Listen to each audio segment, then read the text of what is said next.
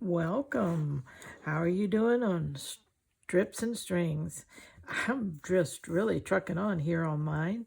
I tested it out on my husband the other day, and he decided that he didn't want it quite as long as I had originally proposed.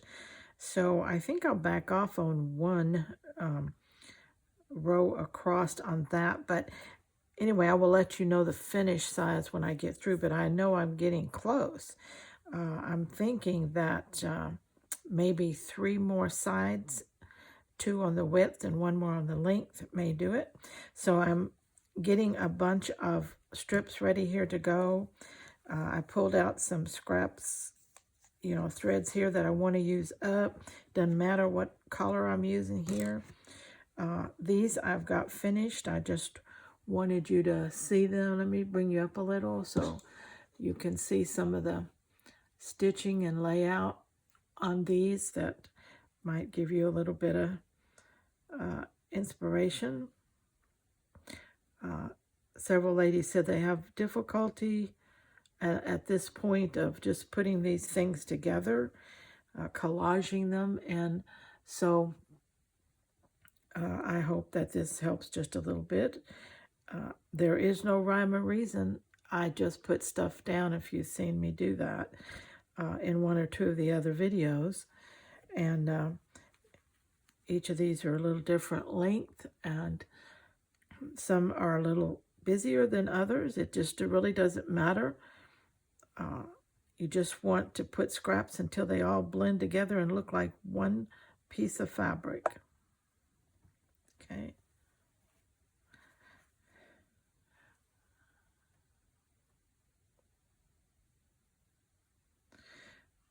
I'll bring you back up because it's hard to see these bigger ones. All right.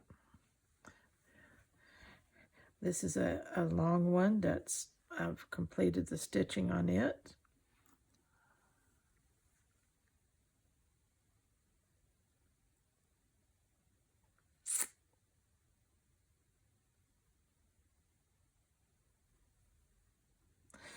And now I've got these 2 laid out and pinned, and I will start stitching on them. And also, as you know, when I get to this point and I think, okay, this looks pretty good, I think I'm done here, that doesn't mean that I really am done. I will be adding little pieces as I go. For instance, I know I'm going to add something in right in here. This is a little bit too much. I may throw something up right in here. We'll just have to see. You can see how much the stitching changes the look of a piece. Once you get it stitched, it becomes more amalgamated or blended together. So I don't make the final tweaks until I pretty much get everything stitched, and then I may go back and add a piece here or there until I get it like I'm comfortable with and I like it, okay? So don't judge it as being right or wrong until you get what you've got ready to stitched, and then look at it again.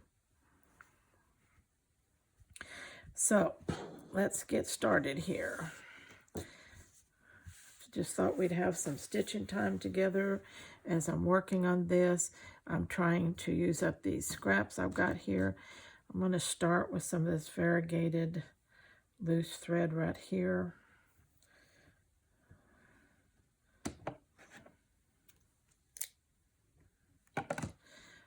Okay. All right.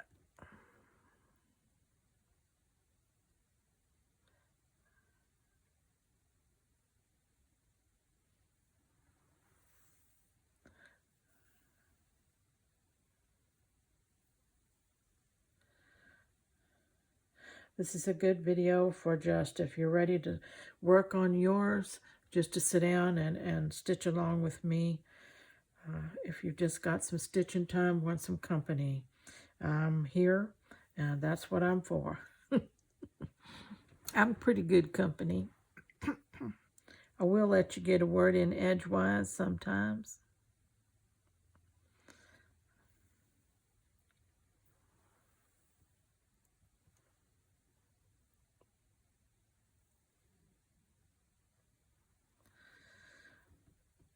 Okay, and I like to start on the upper pieces because once I get some of them down, pretty much I can take some of these pins out because once I stitch these few upper pieces, then I've got the undersides secured, and that allows me to remove some pins and get them out of my way.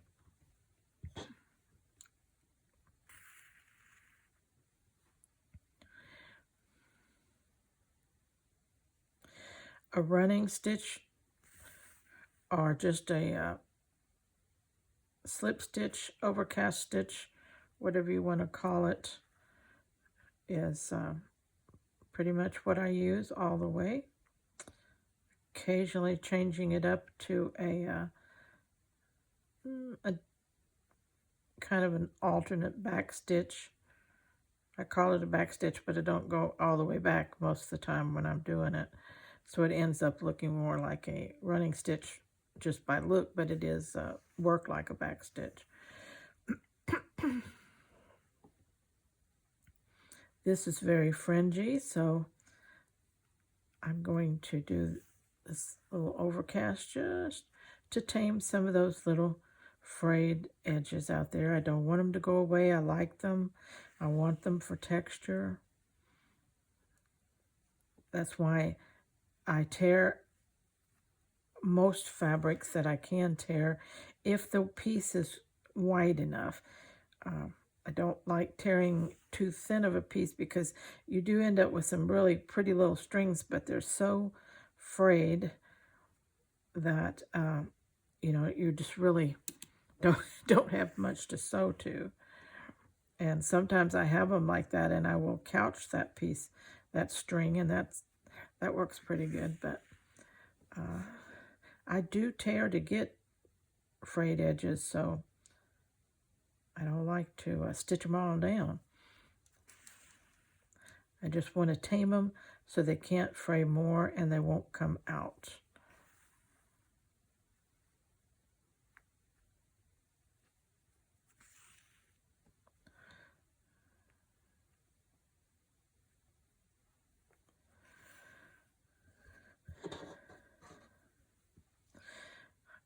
I like to corner a stitch if I can. Sometimes they don't always corner very well, but if I can, I like to lay it across the corner like that.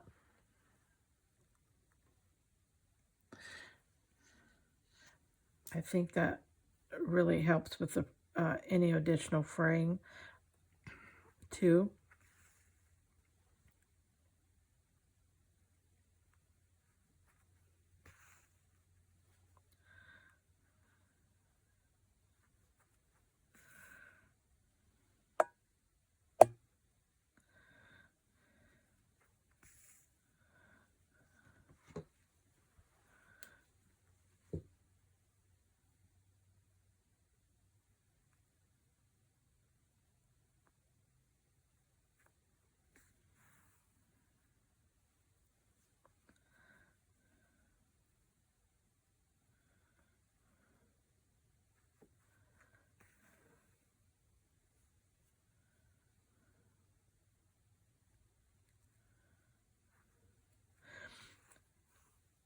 What other projects are you working on this winter time or whatever time it is for you, wherever you're at in the world? In the northern hemisphere, it's winter, but I know in the southern hemisphere, it's the opposite. So, what other projects are you working on? Me, I'm going to be consumed mostly with these 3 quilts for quite a while. And I do have a couple of other projects that I'm going to be putting in between, but I'm going to be focusing on these quilts to make sure that everyone who's interested in doing them can get progressive process videos and, you know, not have to wait long periods in between. I just hate that when I'm ready to work on something and I'm following along with someone and, you know, one lady, I did that one time on YouTube, and she posted 2 or 3 videos, you know, I think she posted one video a week for a month. And then she started posting once a month. And I thought, there ain't no way, you know, that. So I don't want to do that. I want to get these videos posted timely and progressively, where you may work faster or slower than me. I don't know, but I want you to have a lot of process videos to watch, and also videos where we can just stitch together, where you can have some company. A lot of you are alone when you stitch, and you just want something, somebody to stitch with. And so I so want to be that person. Just stitch along with you. Okay, we got rid of 2 right there. That really helped. All right. Let's see, where do we want to go next? Why don't we go up this black piece, because if we do that, we'll secure a couple pieces above it.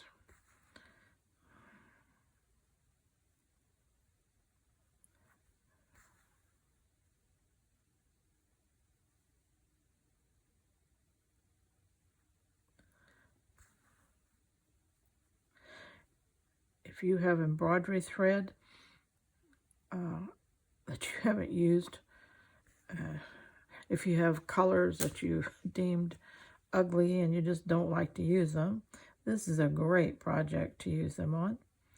Get rid of all your little bits and pieces. Like, I don't have anything against this color, but I'd like to get rid of this and, you know, replace it with something full. And I got a bag of embroidery here, threads, as you can see, that I need to wind up if I decide to do that. And I can get rid of a lot of these little things, and also my doubles where I've just got a dab on there. I don't like dabs. I like to use them up. And so it's a good time now to get those out and use them up. And don't stress over the color. Just use it, whatever color it is.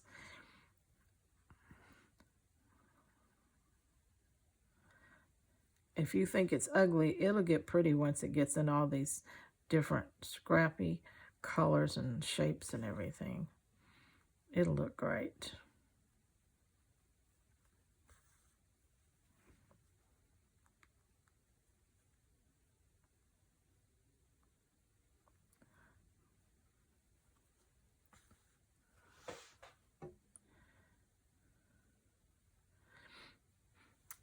Let me bring you up a little while so you can see a little bit closer what I'm doing here. Not that I'm doing anything wonderful. But if you're just new and learning, you know, everything you can see visually is really a wonderful tool for learning. There are so many visual learners. You know, I think we all learn easier visually, but some of us, that seems to be the only way we can really learn. So that's why I think a lot of process videos, I'm not trying to bore you to death or overdo the video kill thing, but I think the more process videos that you can have access to, the easier it is for you to get the real sense of confidence on a project. Another thing is, if you're starting out and your work doesn't look like mine, and you say, I like hers, it's pretty, it's this, it's that, but I can't do that, mine don't come out like that. Please, that's the time for patience, because realize the only difference between your work and my work is that I've been doing this longer. Okay, that's all. I've done it more often. I have more confidence. I have practiced it more. I have a sense more of where to go, what to do. But if you hang in there and you continue, you'll get there too. And Also remember that yours doesn't have to look like mine to be right, okay? For instance, you may have, say, 4 or 5 fabrics, and you're doing this whole quilt in just 4 or 5 fabrics. And you want to get rid of these scraps of, pieces that you have left, and you're not going to use them for anything else, but maybe there's a little yardage in them. I don't really, for me, that's not really a scrap, but some people think it is because they don't have a destination for it. But anyway, if you want to do this in less pieces or less variety, that's okay too. You can do that. Use what you got. I got all these scraps. That's why I'm using them.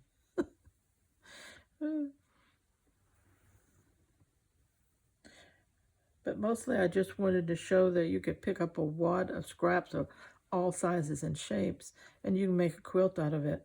You don't have to iron them out. You don't have to cut them in nice straight lines. You don't have to do any of that. If you want to make a quilt that way, that's okay too. But if you want to make one this way, that's okay too. Okay. These little scraps that I have like this, they would never find a home. They would never get a chance to shine and be something beautiful if I didn't find a way to adapt, okay, and use them.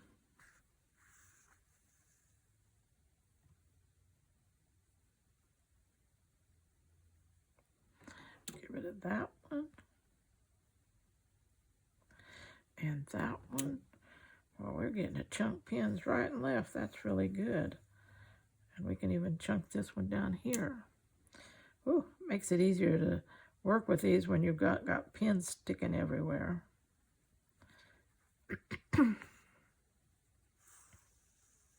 Pins are your friends, but you always like to see them go home.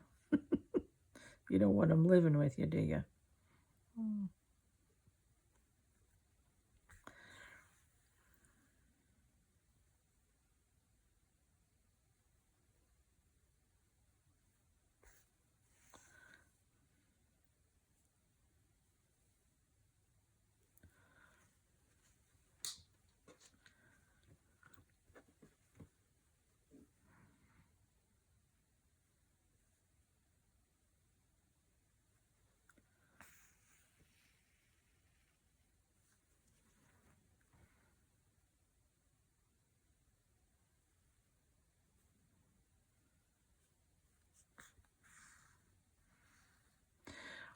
To try to get a corner, I found the best way for me is when I've when I've got it coming up and headed for that corner, to put my thumb on it and try to keep it going in the right direction that way, so that when the thread pulls, it pulls over the point. Okay, that works for me most of the time.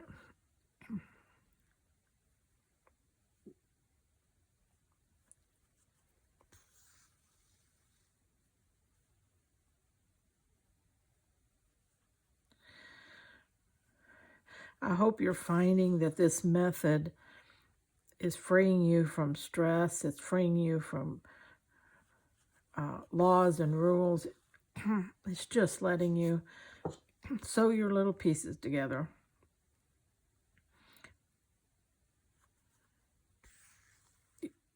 It doesn't matter about your stitching. It doesn't matter in the sense that I'm not talking about sacrificing quality.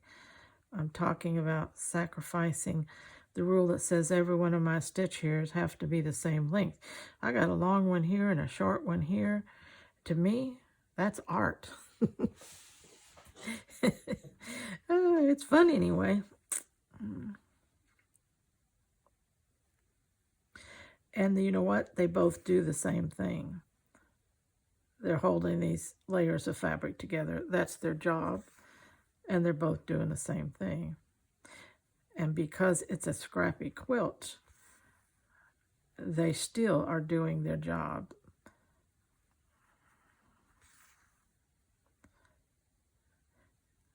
this were a very formal, traditional quilt that needed uniform, perfect stitching, then that's, what you should do if you are making a quilt like that. But I want you to relax and just sew. It's a great project for slow stitchers because that's pretty much what we're doing. We're just stitching slow. We're down here, so while we're here, because I can't come up too much, let's just pick up a couple of these. Well, let's see, where are we? We're here. Let's go here first. Let's pick up a couple of these edges down here on this end and go ahead and finish them out with since we have just a little thread here left before we move up.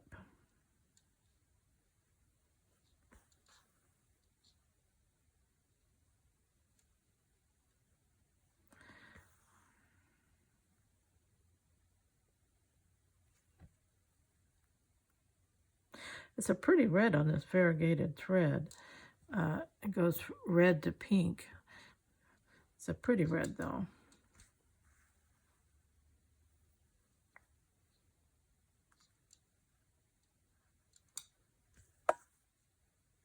Kind of real rosy, pinky red.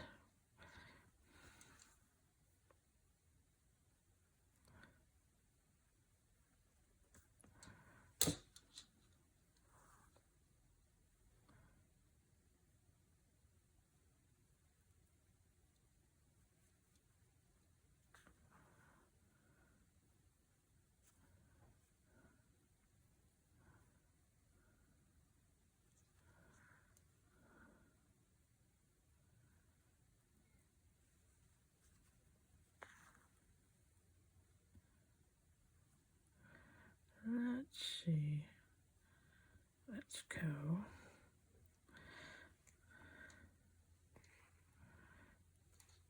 Over here. Pick up this one.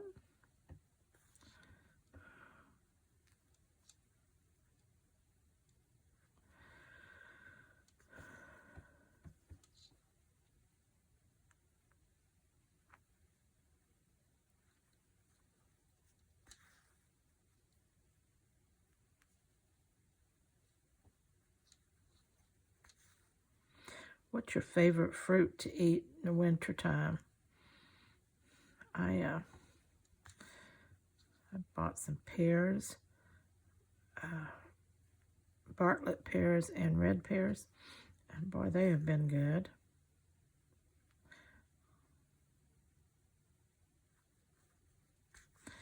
And apples have been good.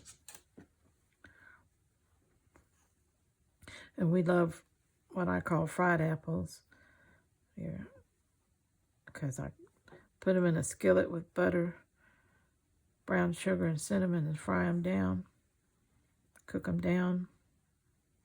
Oh, good stuff. That's my fall and winter. My husband loves that stuff. And it sure is good, and it makes the house smell so good. You talk about inviting and calming and relaxing.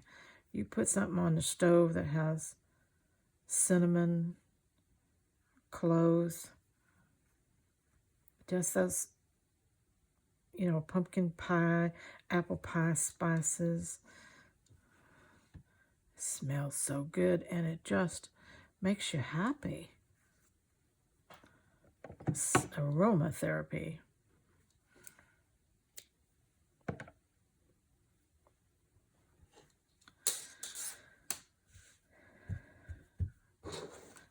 Okay, we're getting the end down here done. Got one more strand of this red.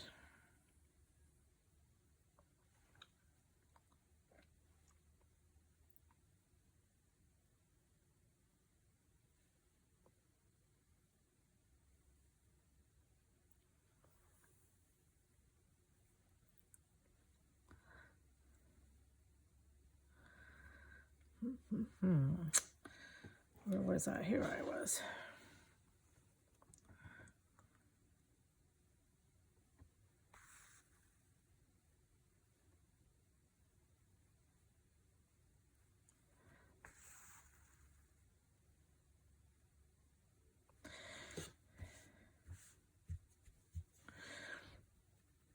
You know, I said I was going to put something up here, but I don't think I will, because working this in with this red thread has just kind of tied all that together, and I don't think I need to break that up. I think it's blending in really well. So I'll leave that alone. For now, anyway, that's my decision. Let's see.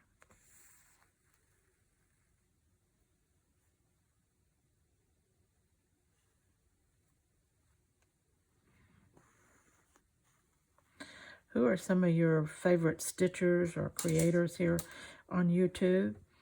And it's okay to give them a shout out in a comment if you want to. If you enjoy what they do and you're learning from them and you think other people would too, please. There is room for everybody here, and we want to recognize people that we really learn from and enjoy what they do. So feel free to shout it out. Give us a reason. What is it that you like about them, and what have you learned from them? And one lady told me, she said, I don't know exactly why I enjoy your channel so much, except I'm sure of one thing. She says, I love the tone of your voice. I thought that was so cute. I love the tone of your voice. And she said, it's so calming, and I could just listen to you for hours. Well, that was sweet. And I'm thinking, I hope I'm helping you out more than just my voice, but that was sweet of her to say that.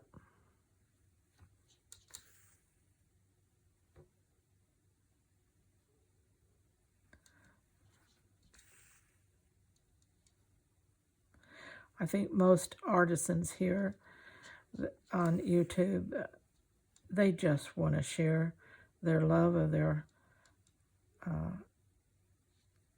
craft, the love of their technique, and the love of the products that they're using, and they just want to share that and help other people to be able to learn the things that they really want to learn. If you want to learn to do a lot of things like hand stitching, sewing, sew stitching, knitting, crocheting, and all that kind of stuff, where do you learn? It's hard. And maybe you have a class in your town, but maybe you can't go all the time, or maybe you can't afford to pay for it. So where do you get a chance to learn? That is so important that YouTube provides that arena for us that want to share these skills that we have.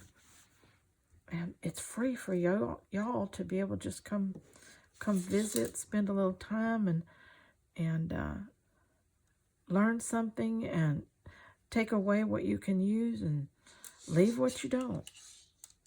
Just, isn't it wonderful that we have that? I really thank YouTube for that opportunity, for me to allow me to be a creator here and share mine.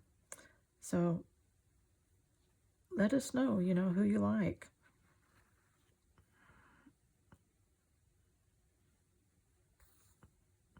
But, like I said, give us a reason why.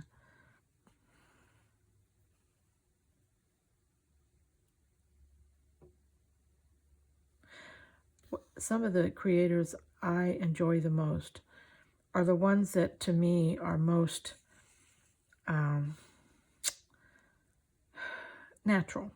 They're just themselves. They're not trying to put on a production. They're not here just to create a commercial venture. They're here. They're just genuine. They're just sharing what they love. And you can tell that. Just a few videos in, you can tell that, what the primary aim of that channel is. Some is monetary. Some are here just to monetize whatever skill they have. I'm not saying that their videos aren't good, but I'm just saying the ones I enjoy are the ones that are just really genuinely here because they want to help people. They want to share with people, whether they got paid for it or not. And those are the ones that I like. And I like also because, you know, those genuine people, they aren't experts. They know they're not experts. They're just people with a passion for what they do. And that's how I view what I do. I'm just a person with a passion for what I do. And definitely not an expert.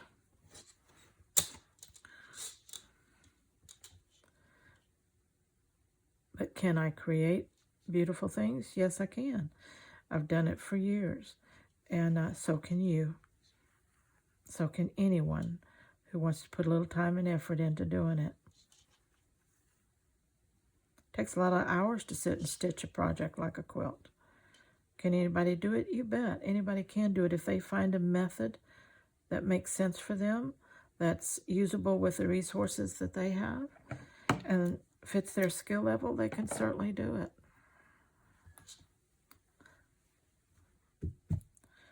Okay, we got pretty much that down. Now we can change. Let's change to a, let's try this dark steel colored, not black, not a light gray, but a really steel colored gray. I think we can finish him off. I think we got enough to half this piece. Still have a nice long piece to work with. We'll hang half of it over the light fixture, the famous light fixture, with all the hanging threads. I showed it in one of my videos. I don't remember which one, but oh, I got the hiccups again. I don't know what it is about you people, but you give me the hiccups.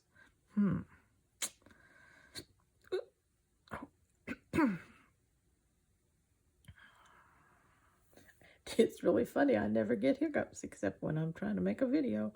So I know it's got to be you guys.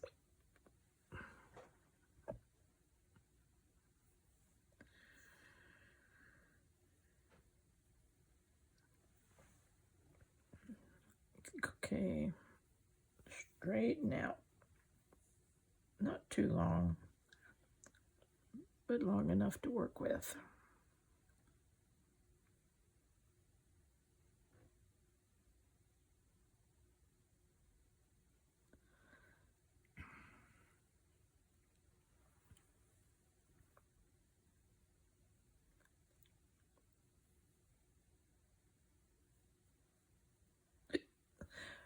Okay, let's see.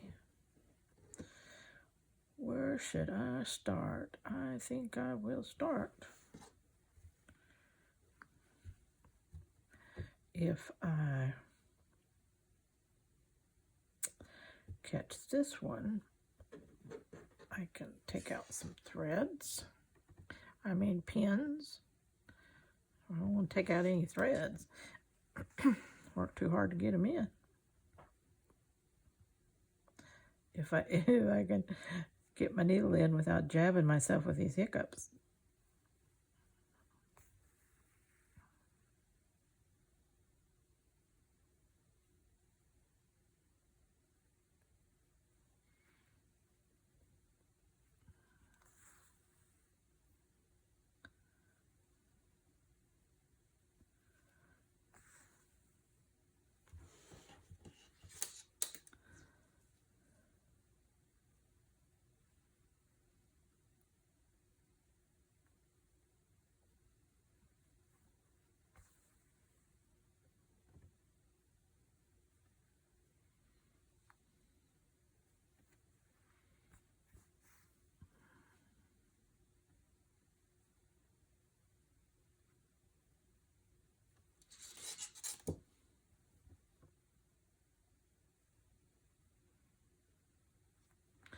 That's one gone.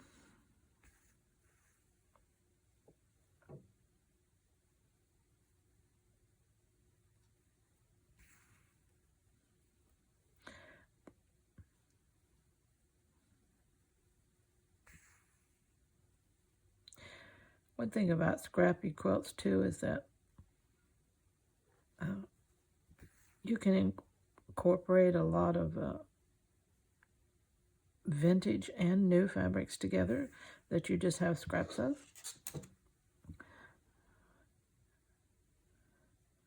There are quite a few vintage fabrics in my scraps. I went to an estate sale, probably been a year ago now, and this woman, I'm telling you, she had,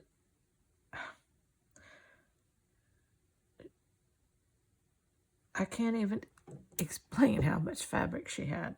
If you had a double garage and it was full of tables and to work on and for your machines and stuff like that, and then the walls were lined with shelving floor to ceiling, and that shelving was full of fabric, laces, trims.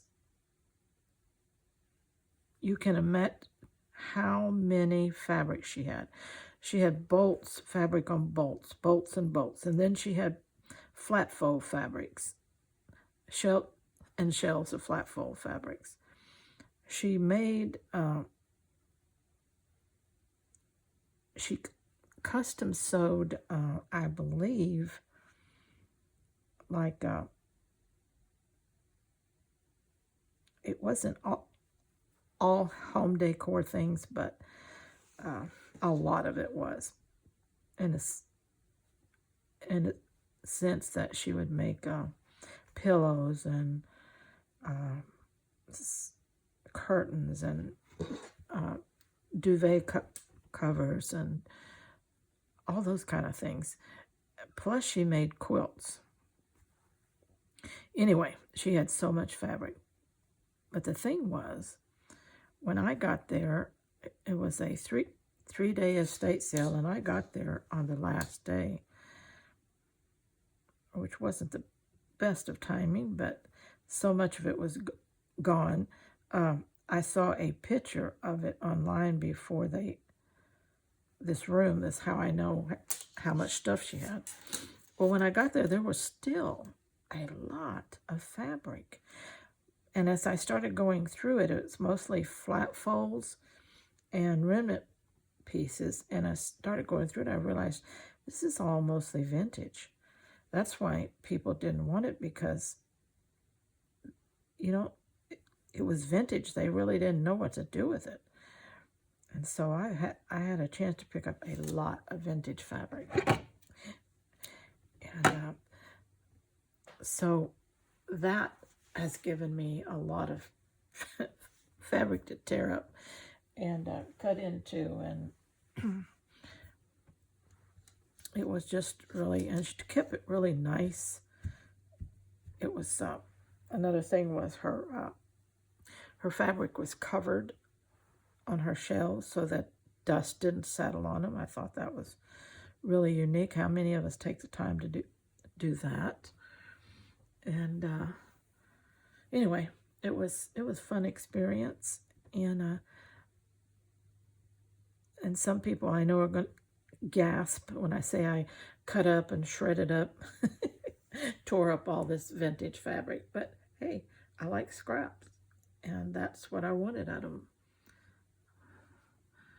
If they were still in full pieces, you know, like these flat folds would be maybe, probably the most there was 2 yards in them, the ones that were left.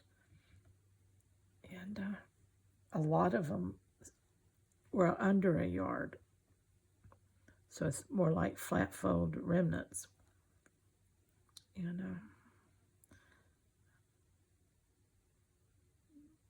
but if I waited to where I needed just to use a bigger piece of fabric, well, they'd still be sitting on my shelf. Well, now they're in my scrap baskets because I've been cutting on them for a while.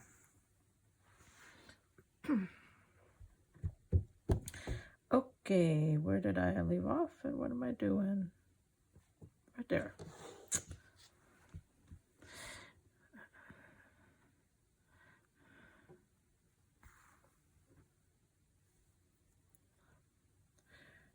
I wish that YouTube would give us an interactive community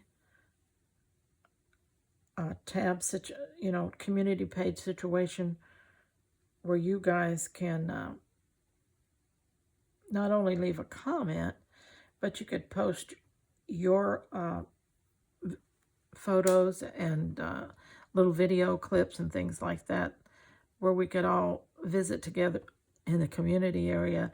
I understand that is something they're working on, and maybe even have a little bit up on the mobile. But I do everything over the computer, so I'm hoping they get it, something like that for me, and so that our channels, on a community page on our channels, if I'm working on the computer, we can all interact that way, and you can post your photos so I can see what you're working on. Like I said, I have a Facebook page, but a lot of people don't have Facebook accounts, so they can't go over there and post. So, okay, I've got that one on. How about I just come and do the next one right next to it? But before I do, I'm going to catch this little strip right here on this yellow and get him down.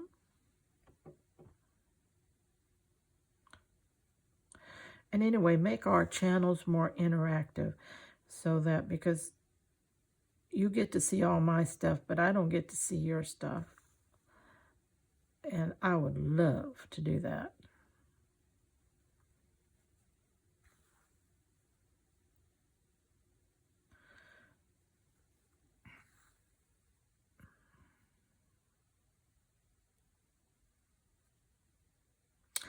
You know, I just think I'll go out here and catch this since I'm here.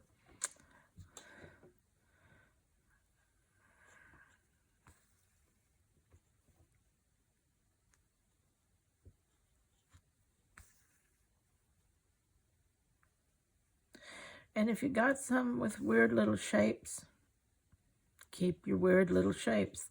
That helps the overall scrappy look.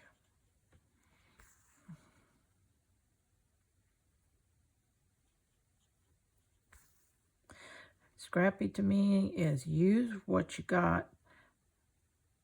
Don't make something to fit it. Use what you got. Tweak it down.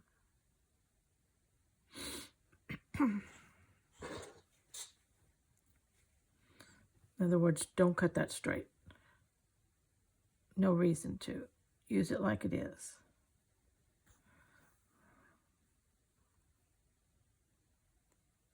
Unless you're OCD and you just gotta do it. If you gotta do it, you gotta do it. But if you don't, keep your shapes on your scraps to a large extent. Now, some of my scraps are crazy. I can't use them. They're just crazy.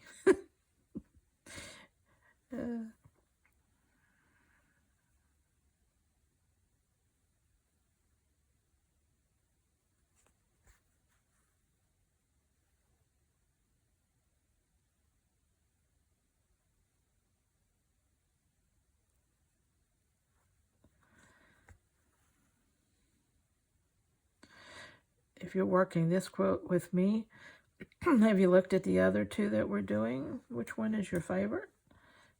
What do you like about it? Going to do one of those in the future?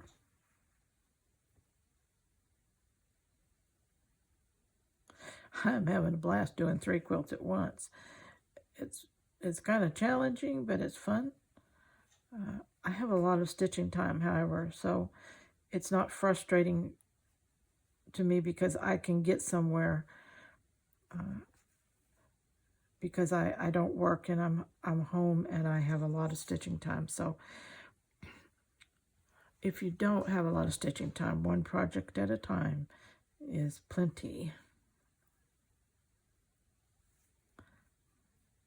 Because you want to see progress. You want to see, so you want all your time to go toward progressing that one project. But if you live alone, you have a lot of stitching time, hey, be adventurous. Jump in and do 2 or 3 at one time. Let's go out here and stretch him out and pin him back into place. Thank you very much. There you go. Stay home. All right. Hey, look here. We're getting somewhere. Okay, got one more strand of the black.